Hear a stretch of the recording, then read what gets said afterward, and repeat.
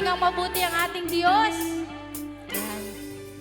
Handa na po ba ang lahat na magpuri at magpasalamat sa ating dakilang Diyos? Amen and amen. Bago po tayo magsimulang umawit, nais ko po muna na basahin po natin ang verse na ito. Ayan, mula po sa mga awit 106 verse 1. Sabay-sabay po tayo. Purihin ang Panginoon, o mga pasalamat kayo sa Panginoon, sapagkat siya'y mabuti, sapagkat ang kanyang kagandahang loob ay magpakailanman.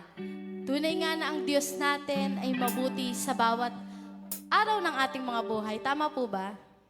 Hindi siya nagkukulang, hindi siya nagbabago, siya'y laging tapat. Kaya naman, sa umagang ito, hingin natin sa Panginoon yung malaya niyang pagkilos sa mga buhay natin, sa mga puso natin. Hingin natin ang malayang pagkilos ng Holy Spirit upang sa gayon mapurihan natin at masamba ng may katapatan at may malinis na puso ang ating Panginoon. Hallelujah.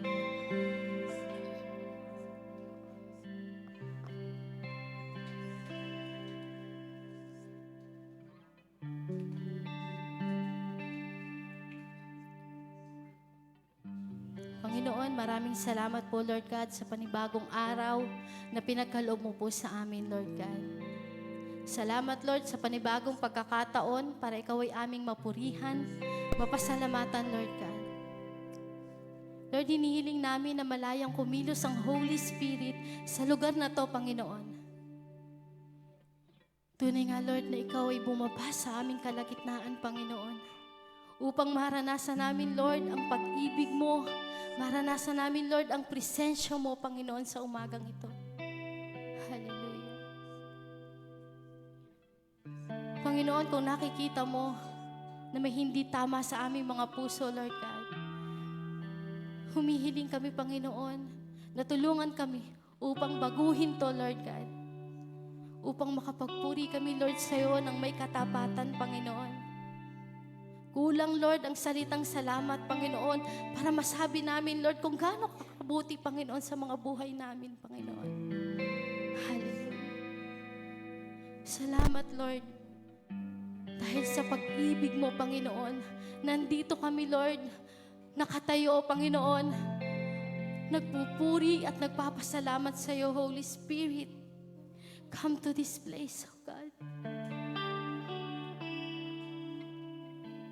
Maranasan ka namin, Lord God, sa umagang ito, Lord. Hingin natin ang malayang pagkilos ng Panginoon sa mga buhay at sa puso natin. Yes, Lord God. Napakabuti mo, Lord. Ikaw ay dakila, ikaw ay tapat sa aming mga buhay, Lord God. Kaya, Lord, salamat po. Salamat sa buhay namin, Panginoon. Salamat, Panginoon, sa mga pagkakataon na ibinibigay mo sa amin, Lord God. Kaya naman, Lord, tanggapin mo yung aming papuri, yung aming pasasalamat sa iyo, Lord God. Na tanging sa iyo lamang, Lord. Ikaw lang ang aming itataas. Ikaw lang ang aming pupurihin. Ikaw lang ang aming sasambahin, Panginoon. Sa tanging pangalan ni Jesus, ito ang aming dalangin. Amen and amen. Tunay nga na dakila ang ating Panginoon. Kaya naman tayo sama-sama umawit at magpuri sa Kanya. Let's sing!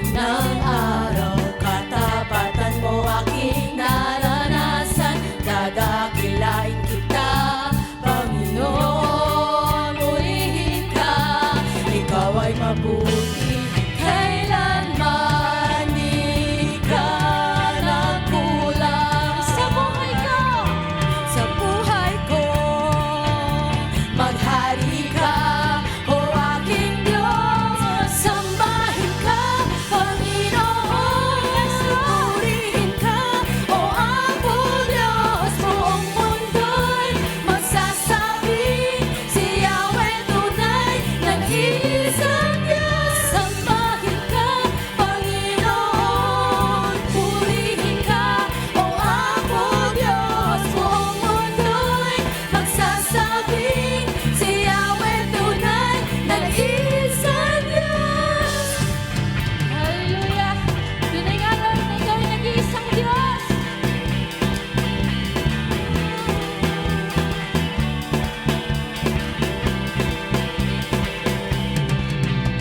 Si Yahweh ang hari, purihin si Yahweh na hari, ang hari na mananatili. Purihin si Yahweh na hari, si Yahweh ang hari, purihin si Yahweh na hari, ang hari na mananatili. Purihin si Yahweh na hari, si Yahweh ang hari, purihin si Yahweh na hari, ang hari na mananatili. Purihin si Yahweh na hari, sambahin ka, Panginoon. Purihin ka, o ako Diyos. Buong mundo'y magsasabing si Yahweh tunay, nag-iisang Diyos. Sambahin ka, Panginoon. Purihin ka, o ako Diyos. Buong mundo'y magsasabing si Yahweh tunay, nag-iisang Diyos. Si Yahweh ang hari, purihin si Yahweh na hari, ang hari na mananatili. Purihin si Yahweh na hari, si Yahweh ang hari, purihin si Yahweh na hari, ang hari na mananatili. Purihin si Yahweh na hari, sambahin ka, Panginoon.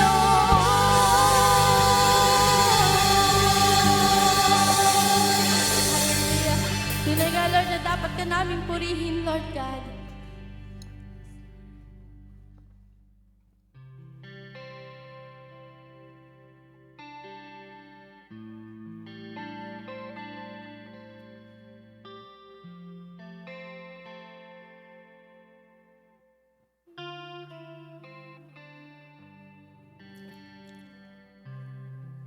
Kapatid, nakikita ng Lord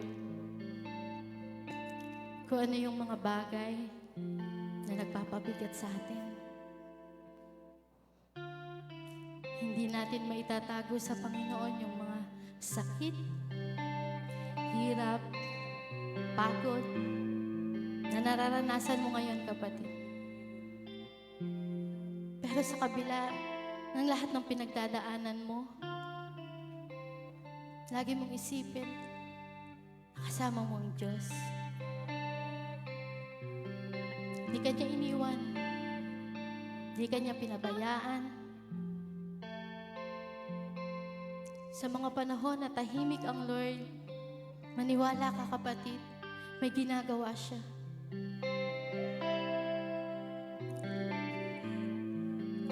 Yes, Lord God. Na yung pagod mo, yung hirap mo, huwag kang mag-alala, kapatid, kasi nakikita yan ng Lord.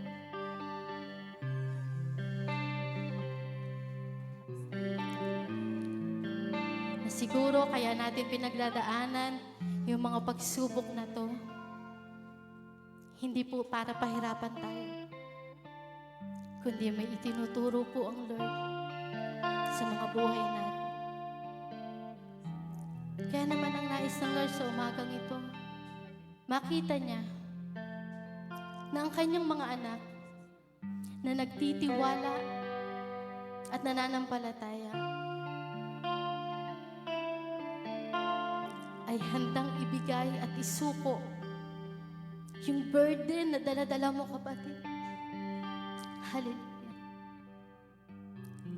Sige po, itaas po natin ang ating kamay sa Panginoon. Feel the presence of the Lord, Holy Spirit. Na Lord, maranasan ka namin, Panginoon, sa mga nararanasan namin, Lord God, na kabigatan, kapaguran, Lord God. Handa pa rin kami, Lord, magtaas ng kamay namin, Panginoon, para purihin ka, Lord God. Na hindi po yung mga bigat na yon yung magpapapigil sa amin, Panginoon, para tumigil kami na magpuri sa iyo, Lord God. Hindi yung sitwasyon namin, Panginoon, ngayon ang magpapahinto, Lord God, para purihin ka namin, Panginoon. Handa pa rin kami, Lord, itaas ang aming mga kamay upang pasalamatan ka, Lord God. Na tanging ikaw lang, Lord, ang aming mapurihan, Panginoon. Sa kabila ng aming pagkakamali sa mga buhay namin, Panginoon. Nandyan ka, Lord. Handa mo pa rin kaming tanggapin, Panginoon. Salamat, Lord God. Dahil patuloy mo naming nararanasan yung pag-ibig na yun, Panginoon.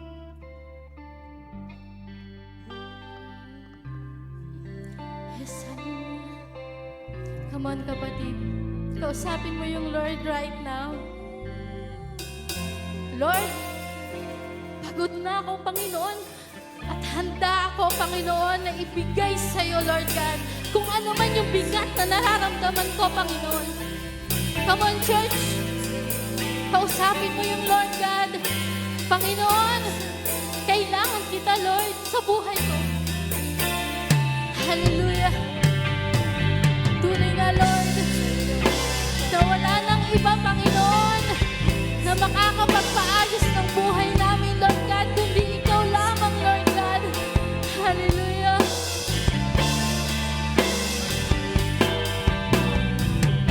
Yes, oh Jesus.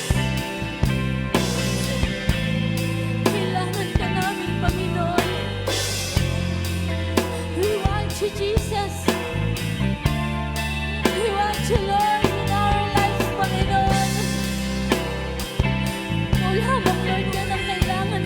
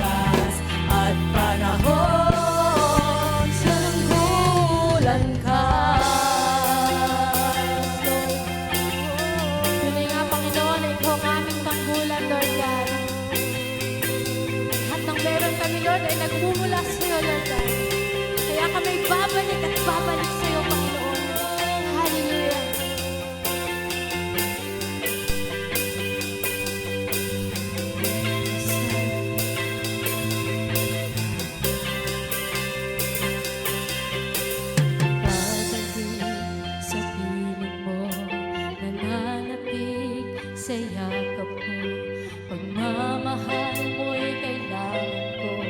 O Diyos, ang batang gulat ko. Babalik sa piling mo. Sabihin mo sa Lord. Nananabik Yes, sa oh God. yakap mo. Pagmamahal mo'y kailangan ko. O Diyos, sa matang Babalik, kulang Lord ko. God. Hallelujah. Babalik sa piling mo. Nananabik sa yakap mo. Pagmamahal mo'y kailangan ko. O Diyos, sa matang kulang ko.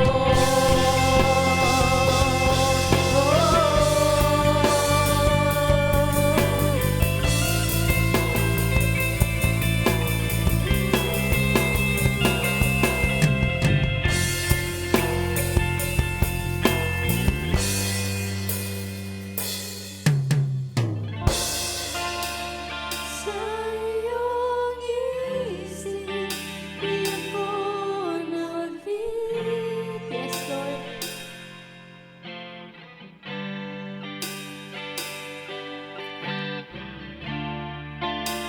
Sa iyong puso, ako'y hinahanap.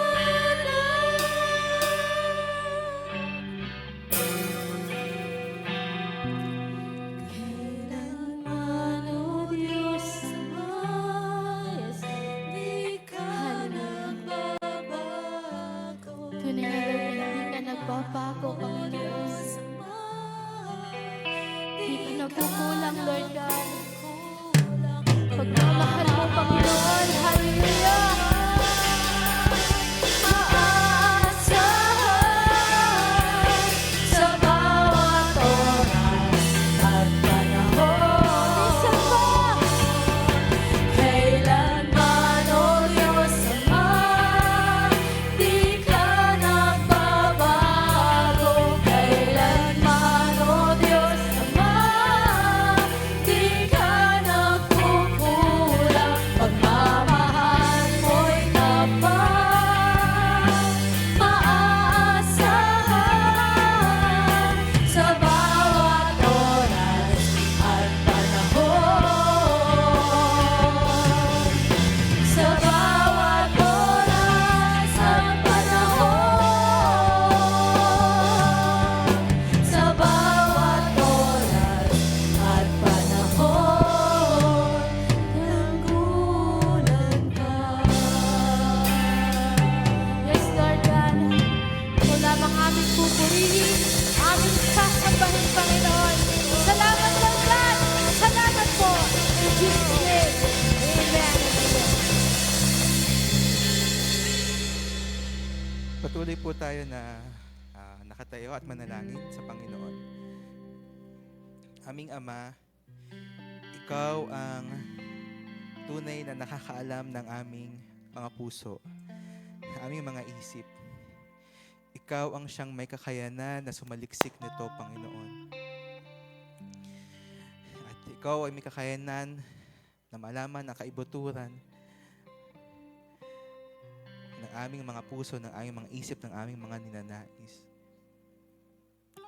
At Ikaw rin ang nakakakita ng anumang kamalian at kasalanan sa aming mga puso at isipan. Sa umagang ito, aming dalangin na Ikaw, Banal na Espiritu, ang patuloy na sumaliksik sa amin. Aming maranasan, aming makilala. Ikaw ang siyang magturo, magbago ng aming isip, mag-ayos ng aming buhay, at magbigay sa amin ng karunungan sa aming pananampalataya sa iyo. Maraming salamat po. Ikaw po ang mapupurihan, madakila, at maitaas. Ito po ang aming dalangin sa pangalan ni Jesus. Amen. Ayan. Palakpakan po natin ng Lord. Before we sit, bago po tayo umupo, maaari po bang batiin po ninyo ang inyong katabi. Magandang umaga. Ayan. Salamat sa Panginoon sa iyong buhay. Ayan. Ako ay pinagpala sa buhay mo ngayong umagang ito. Salamat sa Panginoon. Ayan. Sige po. Ngayong umaga pong ito, tayo po ay magpapatuloy sa ating pag-aaral ng Proverbs. At sa ilang linggo lamang po, sa mga nakakaraan, tayo po ay patuloy na tinuturuan ng ating mga previous preachers tungkol sa kaalaman at tungkol sa karunungan. Nung nakaraan po, sige po, ngayon po ang pag-uusapan po natin ay Kawikaan 9 or Proverbs chapter 9. In the previous weeks, several preachers have taught us about wisdom in reference to Proverbs. Pinasimulan po ito ni Ate Jaffa. Napakaganda nung shinare niya, nung unumpisahan po niya na ituro na ano po ba ang kahalagahan ng karunungan ng Diyos? Ano po ba ang kahalagahan ng karunungan na nanggagaling sa Diyos? Sabi nga po sa Proverbs chapter 1, verse 1, the Proverbs of Solomon, son of David, king of Israel, for gaining wisdom and instruction, and for understanding the words of insight. Napakaganda po, gaining wisdom and instruction. Tayo kasi po, minsan, hindi sapat sa atin ang isang salita lamang. Bagkus kapag mayroong pinapagawa sa atin, kailangan natin ng instructions. Minsan madami pa, minsan paulit-ulit. At napakaganda po ng salita ng Panginoon bilang instruction sa ating pamumuhay.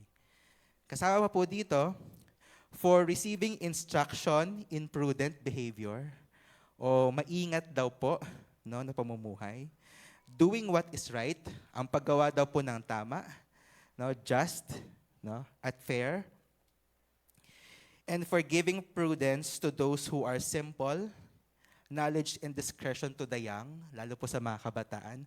Mahalaga po at mas kailangan po ng mga kabataan ng karunungan dahil sila po ay limitado pa lang po ang kanilang mga karanasan. Di ba tayo nga po ay may kasabihan na experience is the best teacher. And those who have aged already, doon po sa mga may edad na, sila yung medyo mas marami na pong kaalaman. Pero mas kailangan po, lalo na mga kabataan, kami po yun, ayan, ng karunungan dahil marami pa po tayong pagdadaanan at gagawin sa buhay.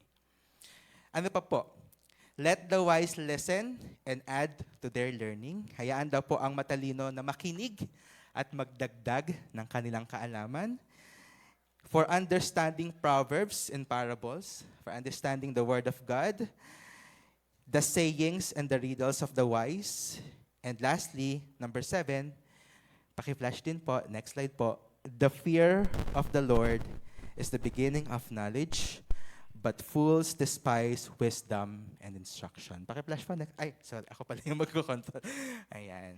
Sabi po, ang takot sa Panginoon ay pasimula ng kaalaman, ngunit ang mangmang ay humahamak sa karunungan at turo. Napakaganda pong salita dahil ito po ay mauulit at muling ipapakita sa pag-uusapan po natin ngayon, Proverbs chapter 9. Imagine, tinuro sa Proverbs chapter 1 pa lang, na ang pagkatakot daw sa Panginoon ay simula ng kaalaman. Ngunit, ang mangmang ay humahamak sa karunungan at turo. Mamaya makikita po ulit natin yan sa Proverbs chapter 9. In the previous weeks din po, tinuruan din po tayo ni Teacher Grace. Salamat po sa buhay ni Teacher Grace at nakaka-bless po yung shinare niya last time. Tinuruan niya po tayo about wisdom. And she also taught us about the different benefits kapag daw po tayo ay nanatili sa karunungan ng Diyos. Ano daw po yung ating mga matatamasa kapag tayo ay tumanggap ng karunungan ng Diyos? Una, lalawak po ang ating pangunawa. Mabubuhay daw po tayo ng matagal. Iingatan ka ng karunungan, magbibigay ng karangalan, at magbibigay ng kagandahan. Walang haharang sa paglakad, hindi daw matatalisod sa pagtakbo. Mabubuhay sa pamamagitan nito, magliliwanag ang buhay, magbibigay ng malusog na katawan at buhay, at magtatagumpay sa buhay. Napakaganda po ng mga benefits na itinuro sa atin kapag tayo daw po ay nagkamit o kapag tayo daw po ay pinili natin ang karunungan na nanggagaling sa Diyos. So sa halos sa tatlong linggo na nakalipas, tayo po ay tinuturuan ng Panginoon, no? Kung gaano kaganda o kung gaano kainam ang karunungan, no, na mayroon siya. Ngayong araw naman po, ang gagawin po natin ay tayo po sasagutin po natin ang tanong. Ano po ba ang ating pinipili? No? Ang karunungan po ba ng Diyos o ang kamangmangan? No, pag-usapan po natin, next slide po. Ang laman po, ang content po ng Kawikaan chapter 9 or Proverbs 9 ay may tatlo po itong bahagi. Yung una po, yung verses 1 to 6, ito po ay imbitasyon ng karunungan. No? Pangalawa po, ang second part po ng Proverbs, ang content naman po nito ay verses 7 to 12, ito po ay mga produkto ng karunungan at kamangmangan. And lastly, verses 13 to 18 ay imbitasyon naman po ng kamangmangan. So ito po yung makikita natin in Proverbs chapter 9 or sa tatlong bahagi po ng Kawikaan chapter 9. Sige po. Una po, verse 1, sabi po dito, gumawa ng tahanan itong karunungan na itinayo niya sa 7 patibayan. Ayan. Nagpatay siya ng hayop, nagtimpla ng inumin, ang mesa ay inihanda, punong-puno ng pagkain. Ayan. Sino po dito gusto ang naiimbitahan sa mga handaan? Taas yung kamay. Ayan. Sino po dito pumunta sa handaan kahit hindi inimbitahan? Ayan, para ako din po. Nasa ko one time, meron kaming event doon sa Balubad, doon dati kong work. Tapos malapit yung Kilanel. Tapos meron kaming parang sports fest. Gutom na ako. Parang sabi ko, hindi ko na kaya, walang mabilhan na malapit na kainan. May birthday malapit. Ang daming tao, daming mga nagpupuntahan, ganyan. Sorry, naalala ko yung pangalan ng bata. Ang pangalan ng bata, si Freya. Pero hindi ko talaga siya kilala. Parang gutom na ako. Pumasok lang ako doon, tapos kumuha ko ng plato, tapos kumain. Tapos, nagulat ako, biglang may lumapit sa akin na biglang may kumausap sa akin na mga nanay. Sabi, kaninong anak ka? Gumanon sa akin. Sabi ko, kay Ate Lolit. Sabi ko, gano'n. Binenta ko pa yung lola ko. Sabi ko, taga-Biga po ako. Gano'n na lang siya. Tapos doon siya kumain. Tapos after nun, buti na lang, hindi ako nagbalot. Nakakahiya talaga. Ayan. Pero umuwi naman po ako at nabusog. Ayan. Pero, bumalik po tayo sa imbitasyon ng karunungan. Ang imbitasyon daw po ng karunungan ay parang isang handaan, no? Parang isang kainan, no? Sabi, nagpatay siya ng hayop, nagtimpla ng inumin, ang mesa ay inahanda at punong-puno ng pagkain. Ganyan daw po ang karunungan, no? Punong-puno, magarbo, pinaghandaan at maraming pagpipilian. Ayan. Ang katulong ay isinugo sa gitna nitong bayan upang lahat ay abutin ng ganitong panawagan. Sabi po, ang kulang sa kaalaman dito ngayon ay lumapit. Sa mga mangmang ay ganito ang sinambit. Halikayo't inyong kainin ang pagkain ko at tunggain ang inuming inilaan ko sa inyo. Lisanin ang kamangmangan upang kayo ay mabuhay at ang landas ng unawa ay tahakin at daanan. Napakagandang imbitasyon po, no, na tayo po ay tanggapin ang karunungan ng Panginoon. Lumapit, no, at tanggapin ang kanyang imbitasyon at kumain ng kaalaman. At sabi po dito, no, kainin daw po ang pagkain niya, tunggain ang inumin na inilaan ko sa inyo, at iwanan daw po ang kamangmangan upang tayo ay mabuhay. At ang landas ng unawa ang tahakin at daanan. Ito po yung mga tinuturo sa atin nitong mga nakakaraang linggo.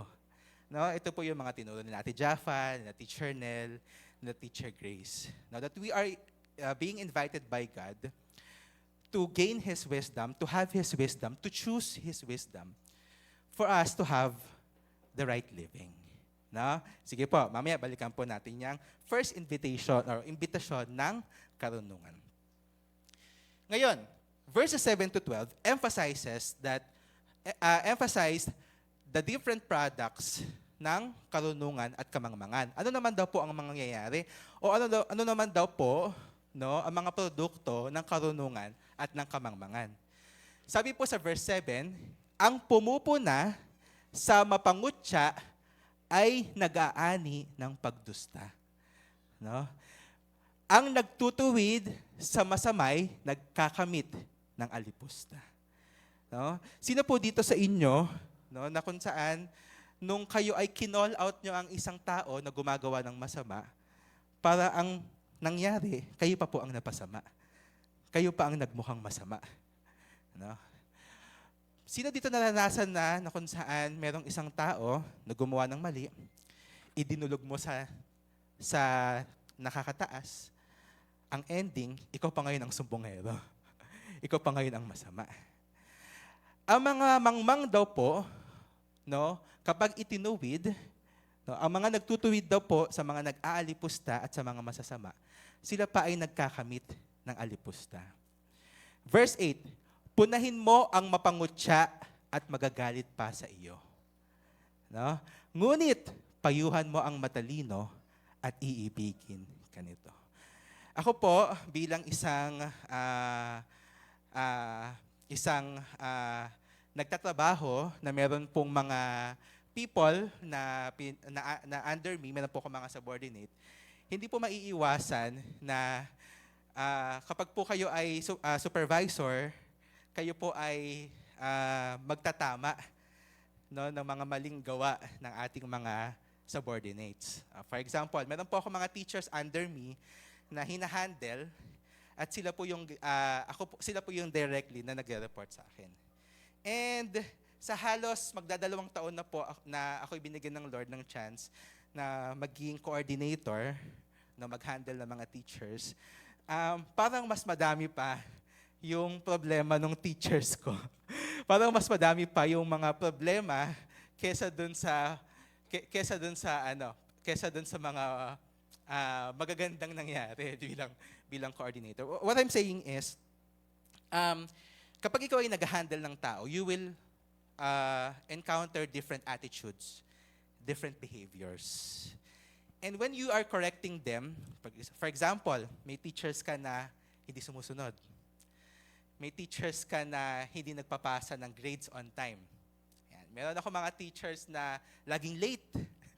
Meron ako mga teachers na hindi sumusunod sa dress code.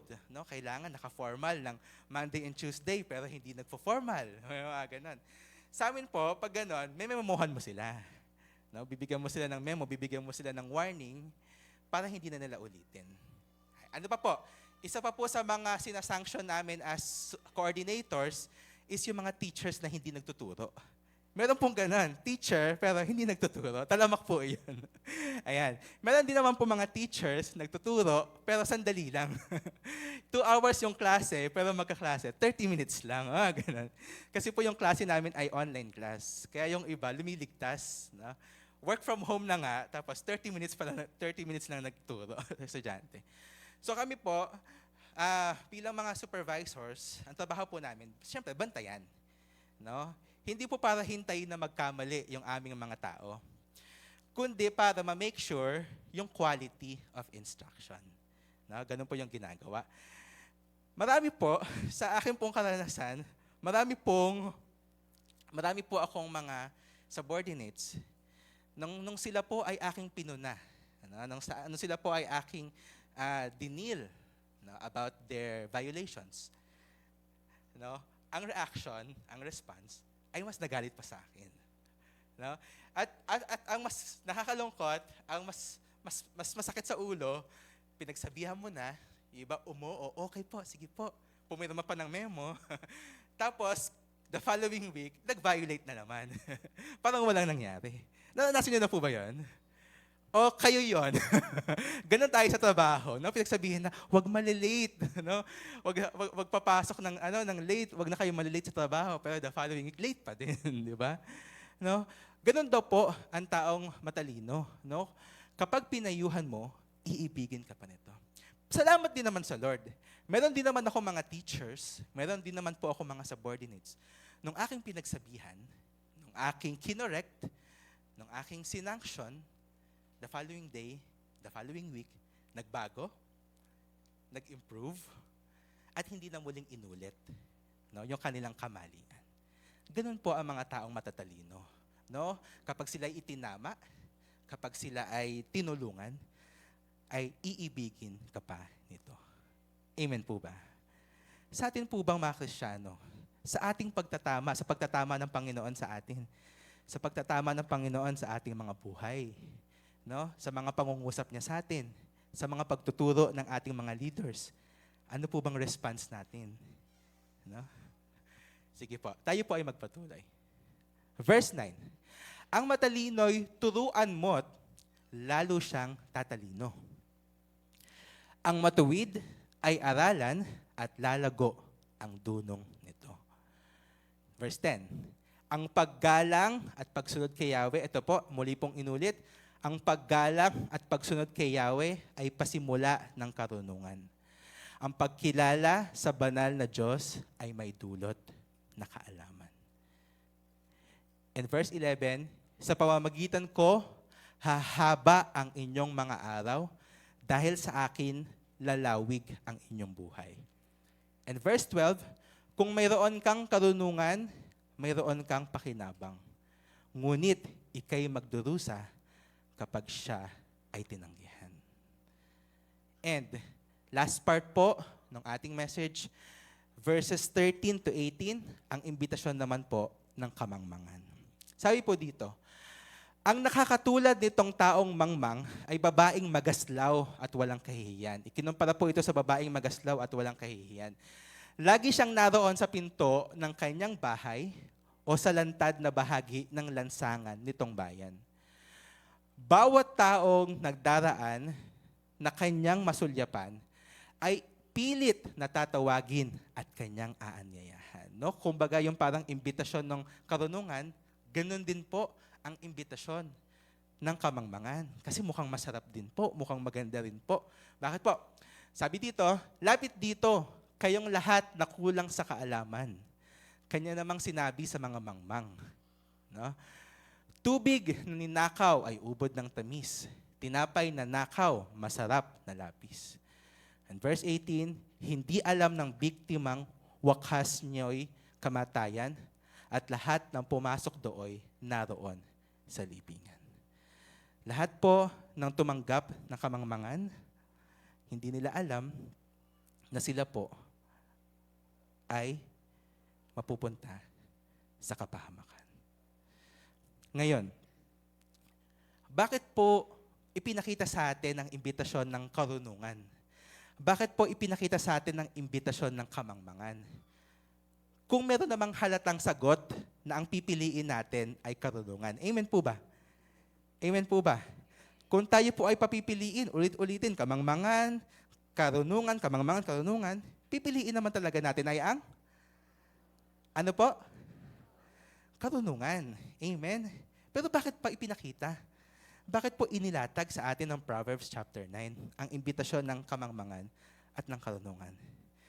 Dahil sa tingin ko po, mahalaga na tanungin po natin ang ating sarili. Sa buhay nating ito, sa ating paglilingkod sa Diyos, o sa buhay na sa matagal na panahon na tayo nabubuhay, ano po ba ang pinipili natin?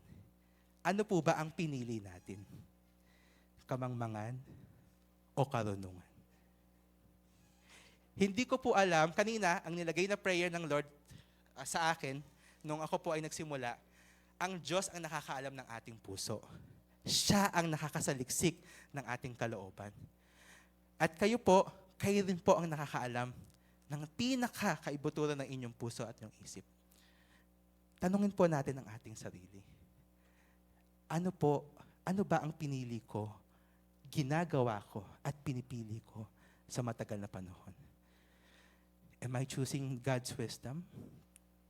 O ang pinipili ko ay kamangmangan?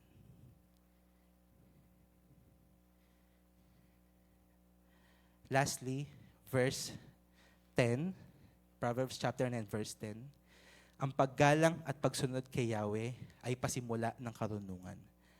Ang pagkilala sa banal na Diyos ay may dulot na kaalaman. Inimbitahan ko po lahat na tumayo. Tayo po lahat ay tumayo.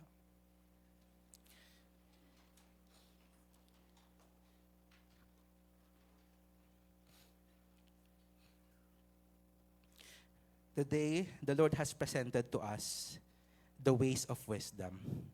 The Lord has taught us in the last 3 weeks the ways of wisdom, the ways to have wisdom. But today, He also showed us, pinakita rin sa atin ng Panginoon, ang kamangmangan upang ating ma-realize na maraming pagkakataon sa ating buhay, hindi natin pinili ang karunungan. Hindi natin pinili ang Diyos. Hindi natin pinili ang wisdom of God. Many times that the Lord has taught us in His Word, pero hindi tayo nakinig. Maraming pagkakataon na sinabi ng Panginoon, ito ang gawin mo, pero hindi mo sinunod. Marami din pagkakataon na nangungusap sa atin ang Diyos sa Bible, sa ating mga devotion, sa ating mga prayer time. But we chose not to obey Him dahil meron tayo mga pansariling kamangmangan. But the Lord is gracious in teaching us this morning.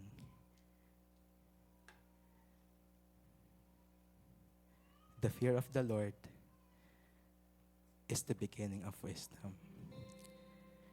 Ang paggalang at pagsunod kay Yahweh ay pasimula ng karunungan. Ang pagkilala sa banal na Diyos ay may dulot na kaalaman. Hindi pa po huli ang lahat. Hindi pa po tapos ang storya. We may have chosen the other side of wisdom, yung kamangmangan. But Jesus Christ is giving us again the opportunity to choose His wisdom so that we could reap the benefits of it na tinuro sa atin sa 3 linggong nakalipas. This morning, I want you to talk to God. Kausapin natin ang Diyos at humingi tayo ng tawad. Panginoon, ako po iyon. Alam ko na kung ano ang tama. Alam ko po, Panginoon, ang dapat piliin. Halata naman, Lord, it's obvious to choose wisdom. But I am that person who neglected your wisdom. Sige po, kausapin po natin ang Panginoon. Humingi tayo ng tawad sa mga pagkakataon na ang pinili po natin ay yung pansarili nating karunungan, hindi ang karunungan ng Diyos. Mga panahon na siya ay nangungusap, nagtuturo, ginamit niya yung leader mo para magturo sa'yo, mangusap sa'yo. Ginamit niya yung magulang mo para maging maayos at matuwid ang iyong pamumuhay. Ginamit niya yung supervisor mo or boss mo para maging maayos ka sa trabaho. Ginamit niya yung kaibigan mo kasi nakita ng kaibigan mo that you're not doing the right thing. At higit sa lahat, ang salita ng Diyos na nagtuturo sa atin during our devotions ay tinuturoan tayo nangungusap sa atin. Pero hindi natin nasunod. Hindi natin ginawa. Dahil sa ating paningin ay mas mabuti ang ating kakayanan at kaalaman.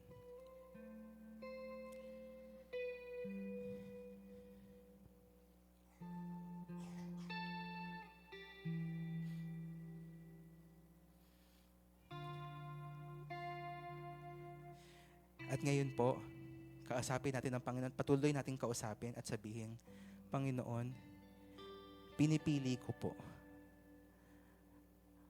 ang iyong kaalaman at ang iyong karunungan. Ikaw po ang patuloy na gumabay at magturo sa akin sa buhay na ito at sa pananampalataya ko po sa inyo.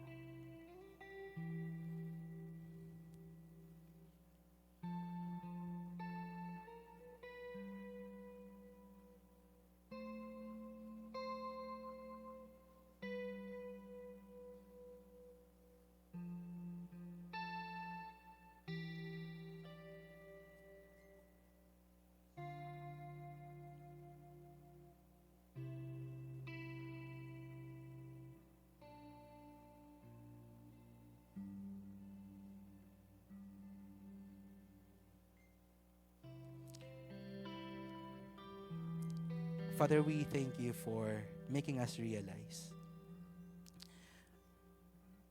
who we really are. Salamat po sa pagtuturo niyo po sa amin. At salamat po, Lord, sa pagtutuwid po sa amin. Patawad dahil sa matagal na panahon, kami po ay naging mangmang sa iyong karunungan.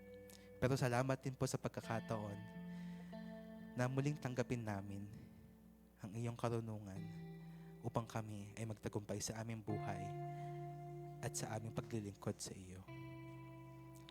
Holy Spirit, help us to continue to seek for your wisdom every day through our prayer and devotion, through our quiet time, and help us apply it in our daily lives sa aming pamilya, sa aming komunidad, sa aming trabaho, at higit sa lahat, sa iyong sambahayan. Maraming salamat po, Jesus, for teaching us, for continually changing us, and for using us for your glory. Ito po ang aming prayer sa pangalan ni Jesus. Amen. Amen.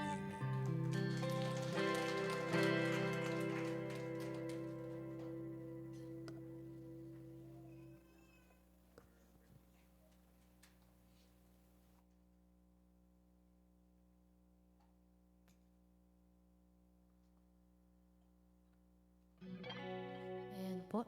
Tunay nga na mabuti ang ating Diyos. Amen po ba? Na-bless po ba tayo sa Word of God today?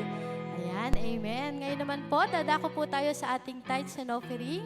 Ayan, magbigay po tayo ng mamasayang ating puso dahil ito po ay nagpapakita na tanging sa Diyos lamang at kinikilala natin ang Panginoon na sa Kanya nagmumula ang lahat. Kaya, ibigay po natin yung the best na tithes and offering para sa Panginoon. Habang kayo po ay nagbibigay, sabay niyo po kami sa aming pag-awit.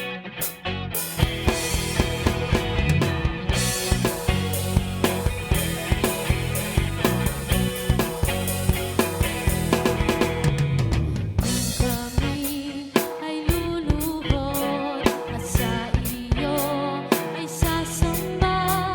Kami ay iyong tiringin at ang bayang ito'y iyong pagkagalingin. Wala nang pagpapala, wala nang pagpapala, wala nang pagpapala sa bayang ito, O Diyos. Wala nang pagpapala, wala nang pagpapala, wala nang pagpapala sa bayang ito, O Diyos, O Diyos.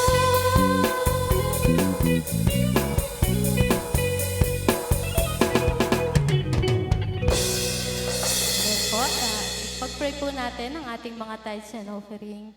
Lord God, maraming salamat po, Lord, sa mga nagbigay, Lord God, ng kanilang tithes and offering, Lord God. Patuloy, Lord God, na sa iyo po namin pinagkakatiwala, Lord God, lahat ng aming mga financial, Panginoon, ang aming mga trabaho, business, Lord God, upang sa gayon, yung mga pinagkukunan po namin ng mga tithes and offering na ito, Lord God, ipatuloy na magamit, Lord God, sa iyong gawain, Panginoon. Maraming salamat po. Pinupuri ka namin, pinapasalamatan sa tanging pangalan ni Jesus. Amen and amen. Para naman po sa ating announcement, yan, tithes and offering po can be sent po sa ating BPI account, Metrobank and GCash. Worship service po every Sunday po yan at 9:30 a.m. Yan, please like, comment, and share and subscribe po sa ating YouTube channel, Facebook page, ayan, Instagram, Spotify, and TikTok po. Home-based prayer gathering po for silang resident. Ayan, kay Tito Nasi and Tita Lydia's house po. Every Friday po yan at 8 a.m. For Dasmariñas residents naman po sa TVCC KM Church, every Saturday po yan at 5 p.m. And special announcement po para po sa ating trans po kay Agatha. Pick-up points po, 8:40 a.m. sa silang po kay Ate Yoli's house. 8:55 a.m. naman po sa may biga sa SK. Ayan. Special announcement po sa June 22 Men's and Women's Agapean Community po. Birthday celebrant po, ayan, sa June 22, kay Chef po, kay Reynante Aribuabo. Ayan, happy birthday po. Kantahan po natin siya. Birthday to you. Happy birthday to you. Happy birthday, happy birthday, happy birthday to you. God bless po, Chef. Ayan. Special announcement po, ayan, remembering po kay Nanay Juaning on her birthday po, June 24 po. Happy anniversary po, June 18, kay Mr. and Mrs. Chris and Lalaine Barbuco. June 21 po, kay Mr. and Mrs. Shep and Ate May Aribuabo po. At sa June 27 naman po kay Mr. and Mrs. Gerald and Gigi Villaseñor. Ayan. God bless po sa inyong pagsasama. Ayan. Patuloy po kayong i-bless ng Lord.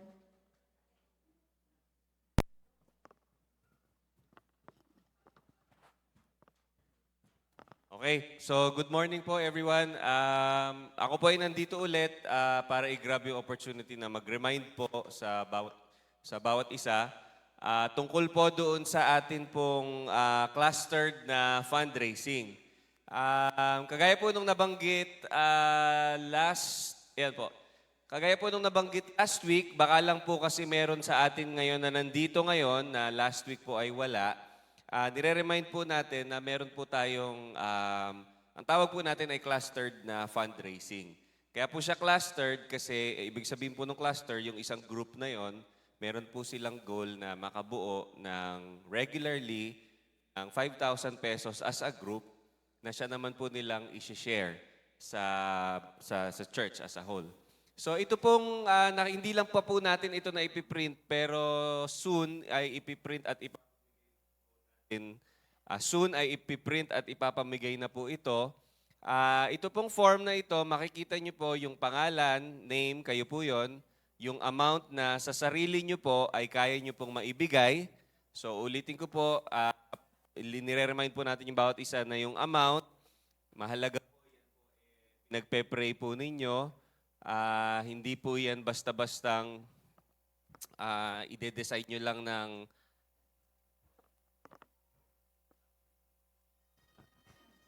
sound. Mahalaga po na kapag po kayo ay magbibigay, kasi po ito po ay over and above doon sa ating tithes. So mahalaga po na, syempre po, halimbawa po, sumusweldo po kayo ng 10,000 sa isang buwan. So ang tithes nyo po ay 1,000. Di ibig sabihin 9,000 gastos sa pamilya. So magiging mabigat po yan kung lalakihan nyo po tapos hindi po siya practical sa inyong family. Pero mahalaga po na i-indicate po ninyo yung amount at mahalaga rin po na i-check nyo po kung ito ay monthly pledge or one-time pledge. Pero yung one-time pledge po, ang concept po niyan talaga ay hindi sana para sa atin. Ibig sabihin po, yung one-time pledge, ito ay option doon sa mga tao na maaaring tagalabas ng church, tagalabas ng Pilipinas, ng bansa natin, ibig sabihin nasa abroad, kamag-anak, kaibigan, na pwede pong nating makausap na makatulong sa atin. So in short, ito pong ating quote-unquote aggressive na pag-advertise, pagpo-promote ng ating church building fundraising project. Ito po ay hindi lamang po para sa church po natin ngayon. Sa baba po, makikita niyo po, sige po, pakiangat ng kaunti, Jeremy, Jeremy ba yun nandun? Konting angat lang para makita yung nasa baba, yung I am accepting, yun yung naputol eh. So, angat ng konti. Yeah, okay, yan. Okay. So, makikita niyo po, sa baba, may nakalagay, I am accepting the role of cluster head. Meron po ako ipapakita mamaya na Google Sheet. Pagkatapos po nito, may ipa-flash po ang ating team na Google Sheet. Meron po kaming initially na nilista. Initially lang po yon. Ano po? Sa cluster head, ang ibig pong sabihin niyan, ako po, di halimbawa po ako, I understand na ako po ay responsible na mag-remind sa members ng aking cluster na kailangan silang magbigay ng pledge every month. Yun po yung una kong responsibilidad. So halimbawa, ako po, sa cluster ko, si Kay, tapos si mama ko, tapos kunwari si Nene, tapos kunwari yung ate ko. So sila yung nasa cluster ko. Kunwari lang yun. Ako yung magre-remind sa kanila, kunwari, every quincenas katapusan, sa pamilya namin, may GC kami. May GC rin naman ho kayo sa mga pamilya nyo eh, tama po. Kami, sa pamilya namin, may GC kami. Nagre-remindan kami doon ng mga bagay-bagay. So, ako po, ang trabaho ko, number 1, i-remind sila. Number 2, pag nakuha ko na yung amount, i-share naman yon as a group, yung cluster namin. Yun naman yung i-remit ko sa church. Ano po? Sa baba po noon, yung kanina, yung form natin, sa baba po noon, meron pong, ako naman ay chinecheckan ko siya na ako ay cluster member. So, ibig sabihin, kayo po yung magde-determine. Meron lang po kaming ginawang listahan, ito po yon. Sample lang po ito. Ano po, hindi pa po ito final. Para lang po makita po ninyo kung ano po ang itsura ng clustering. Sample lamang po ito. Mapapansin niyo po, sige tama lang yan, wag mo nang i-scroll down. Mapapansin niyo po, yung 1 to 6, yan po yung mga basically church leaders. Ano po? So halimbawa po, nandyan si Pastor Joe, mapapansin niyo po, sa family ni Pastor Joe, nilista po natin yung 3 anak niya, si Pastora SP, pati na nga si Pastor Tim, na kuya ni Pastor Joe, na nasa Australia, at pati si Jethro at pati si Debbie, na nasa Australia. Yan po yung example lang. Example lang po yan. Kasi ibig sabihin, yung cluster ni Pastor Joe, hindi lang yung family niya, pati nga si Yana, yung bunso, nandyan nakalista, kundi pati yung kanyang family, yung family na kinabilangan niya. Ganon din kay Bong at kay Pastora Jaffa, halimbawa, mapapansin niyo po, kasama sa listahan nila, kunwari lang yan, example lang yan, si Jared, si Ate Ruth, kasama din si Arian, for example, at yung kung sino man yung nasa loob ng AG ni Pastora Jaffa. No? So, yun po yung cluster nila. Example lang po si Arian, para kasing siya yung isa sa mga disciples ni Pastora Jaffa. Sa amin, sa aming pamilya, halimbawa, si papa ko, nanay ko, si nene, tas si ate ko. Parang ganon. So, yun po yung example. Ibig sabihin, kung ako po ay a cluster head, ako po ay responsable na mag-remind. Halimbawa po, si Rimar at si Vanessa, nakalagay po dyan, Joy. Kung mapapansin niyo po, hindi kasama si Ninang at si Ninong Sitong. Kasi pwedeng may sarili silang cluster, mag-uusap po sila as a family, o pwedeng isang cluster lang sila as a family. Na pwede nilang isama si Michelle, na nasa US, at si Daniel, for example. So, nasa sa kanila po yon, nasa sa inyo po yon. Kaya po, magbibigay po tayo ng form. Kasi kayo po ang magdedetermine kung kayo ba ay willing na maging cluster head o kayo ay willing na maging cluster member. Pero kami po, specifically 1, 2, 3, and 4, kasi kami po yung nag-meeting talaga dito sa kami po talaga ay cluster head na. Si Pastor Jo, si Pastora Jaffa, kami ni Kay, tsaka si Banjo at si Julie. So kami po talaga ay cluster head na. Kami po yung first 4 dahil kami po yung nag-meeting. Mapapansin niyo po sa bandang, kanan niyo po, merong month. Siguro, Jeremy, pwedeng i-scroll mo siya papunta sa kaliwa mo. Kaliwa mo. Yan. Para makita nila yung sunod na mga buwan. Mapapansin niyo po na may June, tapos meron pong, yan, sige, kahit yan, cursor. May July, may August, dire-diretso po yan, sige po. Makikita niyo po hanggang June, yan, hanggang May 2026.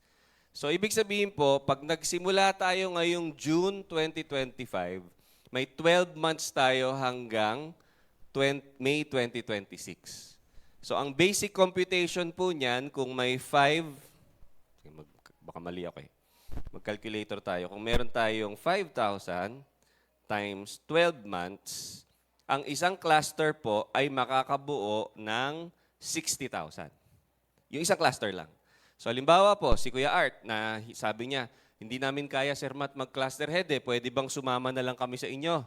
Magbibigay kami ng 100. O di okay, bibigay sila ng 100. Basta yung cluster namin, meron kaming 60,000 simula ngayong June hanggang May 2026. Kapag minultiply po natin yon, hopefully, kung makakabuo tayo, kasi yun yung target, sa 42 clusters, meron po tayong 2.5 million by May 2026. So, bakit po 2.5 million? Reiterate ko lang dun sa mga wala po dito noong nag-explain. Yung 2.5 million, yun po yung kaya nung nag-compute yung mga potential, ano ba tawag doon, contractor, kasi nagpaano po tayo, tawag doon, survey. Nagpa-survey po tayo sa iba-iba para 3 contractor. Average po yung 2.5 million, mabububungan yung church, mare-reinforce yung pader kasi po ulan, araw, medyo gumapak na ng konti yung mga hollow blocks. So kailangan magdagdag ng hollow blocks, magpalitada. Mabububungan po, maisasara, pero wala pa po yung sahig. Ano po? Sa mga matagal na sa SK nung araw, para tayong babalik doon sa panahon na yon na nung unang panahon po yung church namin ay ano tawag doon, lupa. Lupa yung sahig, tapos yung bubong ay nipa. So, hindi naman po nipa yung ibububong natin. Bakal po. Kaya po siya mahal. Kasi napakamahal po ng mga metal trusses tsaka nung mismong bakal. Tapos, para po sa kaalaman ng lahat, ang atin pong floor area, ang floor area po ng church ay 500 square meters. Pastor Joe, tama naman ako, no? 500 square? 500 square meters po yung floor area. Ito pong simula dulo hanggang dulo, ito pong building na ito po yung 120 square. So parang 5 times po nito yung laki po nung lugar, yung lawak nung floor. So ganun po kalawak yung bububungan. Ano po? So yun po, kaya po tayo nagagawa ng cluster. Kasi kailangan po systematic yung pag-create natin ng fundraising. Sa ngayon naman po, ay meron talaga ho tayong pledging. Ano po? Kagaya po namin ni Kay, monthly naman meron talaga kaming pledge. Ang ginagawa lang ho natin, ini-structure lang natin siya para mamonitor po natin, yung pong pader na yan, ito pong white na pader sa may aircon na ito, magpiprint po tayo dyan ng itong nakikita nyo, ipiprint po natin yan. Tapos kada buwan, pag kunwari yung cluster ko, nabuo ko na, sina Finance, sina Tenten, sina Julie, meron silang parang itatatak na yung cluster 1. Pero wala pong pangalan, by the way. Basta cluster 1, cluster 2, cluster 3. Ganun lang po yon. Yung pong listahan na to, example lang po yan. Pero hindi po ibig sabihin na cluster 1, si Pastor Joe yung cluster 1. Hindi po siya ganun. Basta si cluster 1, kunwari June nagbigay siya, meron siyang check o stamp. Bahala na sina Julie at sina Tente na maglagay kung ano man ang ilalagay nila. Pero may stamp silang ilalagay na monitor po natin ngayon. No? Halimbawa, sa buwan ng June, kunwari lang po ito, let's say merong 8 na cluster, kunwari lang 8 cluster, na nakapagbigay ng 5,000. Ibig sabihin, sa buwan ng June, meron po tayong naipon na 40,000. Nakikita rin po natin yung movement kasi nga po, ang goal natin, para mabuo yung 2.5, 42 clusters. I-remind ko lang din po, yung mga wala dito, meron po tayong 2 options na iginawa nung pinresent sa kongregasyon noong last time na nag-meeting po tayo. Option A, manghihiram po tayo sa isang tao o grupo ng tao o organisasyon, kung pwede man yon, manghihiram po tayo ng amount. At yung hihiramin na amount na yun din po yun. Kumbaga, in advance lang natin, tapos ibabayad natin yung pledge natin doon sa tao o organisasyon na yon. Yung pangalawang option, kung wala ho tayong, kasi mahal sa bangko. Super mahal po sa bangko. Nag-compute po kami, aabot ng around 300 to 400,000 yung interest kapag ka po sa bangko tayo ng utang. Depende, iba-iba naman po kasi ang interest rate ng bangko. So, ang pangalawang option, kung hindi po tayo makahiram sa tao, ang pangalawa pong option ay ito nga po, iipunin natin siya. Pagdating ng May, magsisimula na po tayo mag-construct. Dahil may cash on hand po tayo na 2.5. The bottom line po, kung ano man ang wisdom at provision na ipagkaloob sa atin ng Diyos. Ang bottom line po nito, mga kapatid, kailangan iisa po tayo ng sagwan. Ibig sabihin, iisa yung goal natin. Na ang goal po natin, mga kapatid, matapos ang church, actually hindi matapos maging habitable, quote-unquote, ang church building, makalipat sa church building na iyon. Kasi po, pag nakalipat po tayo, makakatipid na po tayo ng 20,000 na renta. 20,000 po ang renta natin dito sa lugar na ito. So isipin niyo po para pong pamilya. Imbis na nagre-renta ka sa bahay na tinitirhan mo, kung nakatira ka sa sarili mo, malaki ang matitipid. So yung matitipid na yon, pwedeng unti-unti pang flooring, pang kung ano man, pang tiles, unti-unti. Ang pag-build naman po ng tahanan ay unless napakayaman. Pero tayo pong mga middle class, ganun talaga, unti-unti. Itong taon na to, nag-tiles. Itong taon na to, nagpintura. Itong taon na to, nagkisame. So, ganun lang po talaga. Pero ang Panginoon po ay, naniniwala po ba tayo na ang Diyos ang nagbibigay ng provision? Amen. Sa individual, ang Diyos ang nagbibigay ng provision. Eh di kung yung isang tao nga binibigyan ng Diyos ng provision, di lalo na kung sama-sama tayo as a congregation. Amen po? So maraming salamat po sa pakikinig ninyo. Soon, yun pong sheet, Jeremy, pwedeng balik tayo. Soon po, yung sheet of paper, yung pong ating isang file kanina, yung form, yung pledge form, yan pong pledge form na yan, soon ay ipapamigay po yan. Pwede pong digital, magsisend po kami ng kopya sa GC, pwede rin pong physical. Pero ang bottom line po dyan, kailangan siyang ma-fill outan para ma-update yung clusters at makita natin, yun kasi yung goal Ang tao po kasi visual learners po tayo. Ibig sabihin pong visual, pag may nakikita tayo, nakikita natin, meron tayong natatanim siya sa isip natin. Napansin niyo po ba yun? Mahirap. Kaya po sa school, napansin niyo sa mga school, yung mga elementary, may mga stars, may mga numbers, may mga alphabet. Kailangan po nakikita ng mga bata yon para paulit-ulit nare-remind. So goal po natin na yung pader na yan, madikitan natin ng marang pledge monitoring something. Naalala niyo pa po ba dati may ganyan na tayong, hindi po bago itong ginagawa natin. Noon sa SK, meron po tayong ginawang Kisa Ministry. Kung naalala niyo ba sa mga dati ng kasama natin sa church. Kasi dati napakainit, so walang kisame, kaya nag-project tayo ng Kisame Ministry. So ganun din po yon, kinukulayan, merong para namomonitor natin na eto na yung pondo natin. So sa tingin ko po ay malinaw naman po yan sa lahat. Maraming salamat po sa inyong pakikisama. At higit sa lahat, most importantly, bukod sa pagbibigay ng monetary, wag po sana natin kalimutan na sa ating mga devotion ay palagi po nating isama sa panalangin natin yung pagpapatayo natin ng church building. Dahil ito po ay hindi para sa isang tao. Ito po ay para sa gawain ng Panginoon. At panghuli, lagi ko po itong sinasabi dahil habang dumadaan ng panahon talagang pakapal ng mukha ng mga sugarol.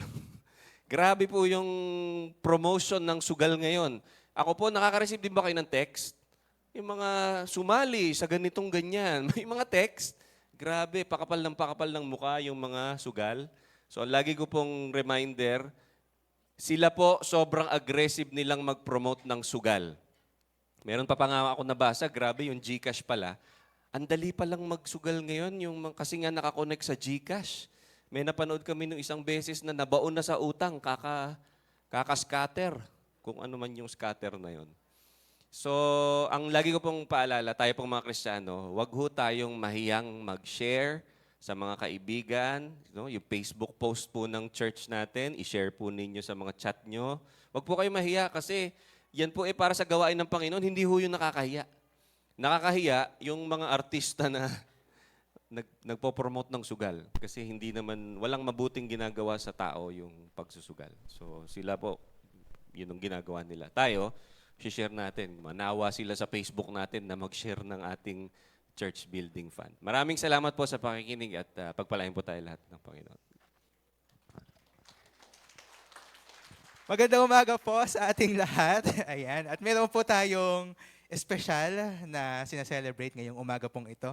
Tinatawagan ko po ang two of our leaders here in the church celebrating their birthdays. Natawagan ko po una, Pastor Joash Garcia and Chef Reynante Aribuabo. Dito po sa unahan, sa stage. Ayan. At bigla po may lalabas dyan from the office. Alam na nila yung gagawin nila. Ayun na po yung cue. Ayan. Si Chef po ba nandyan? Chef Nante? Ayan. Nasa lungga. Ayan. Sige po. Ngayon po, ipagpapasalamat po natin sa Lord ang buhay ng ating mga leaders dito po sa church. And today, the Lord is good. At sige po, ready na po ba? Ayan. Handa na po ba? Ayan. Ayan. Sige po, yung ano, wag na mahiya, ilabas na po yung lighter, tapos magbago na lang po pagkatapos. Yung mga nahiya po dyan, sige. Ayan. I-apply nyo na lang po pagkatapos yung, yung message po ngayong umaga. Ayan. Sige po. Papangunahan po tayo ng pag-awit. Siyempre ni Ate Ara. Hindi po ako yung kakanta.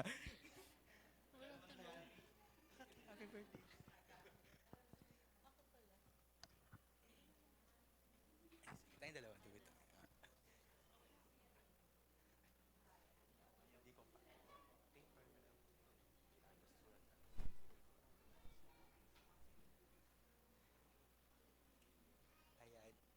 Lighter daw po. Wala mo bang may lighter dyan? Ayan, sige po. Ayan, kantahan po natin ng sabay-sabay. 1, 2, 3. Happy birthday to you. Happy birthday, happy birthday, happy birthday to you. Isa pa po. Happy birthday to you. Happy birthday to you.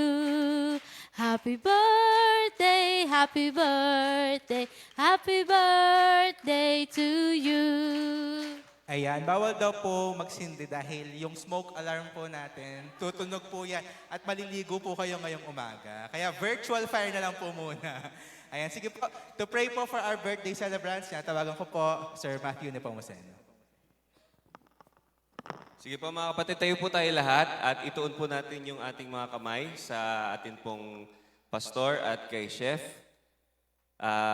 Panalangin po natin sila. Lord, kami po ay nagpupuri at nagpapasalamat sa buhay ng aming pastor, Pastor Joash, at maging kay chef na talagang every Sunday ay walang humpay sa pagsundo at paghatid sa mga taong may need for transportation.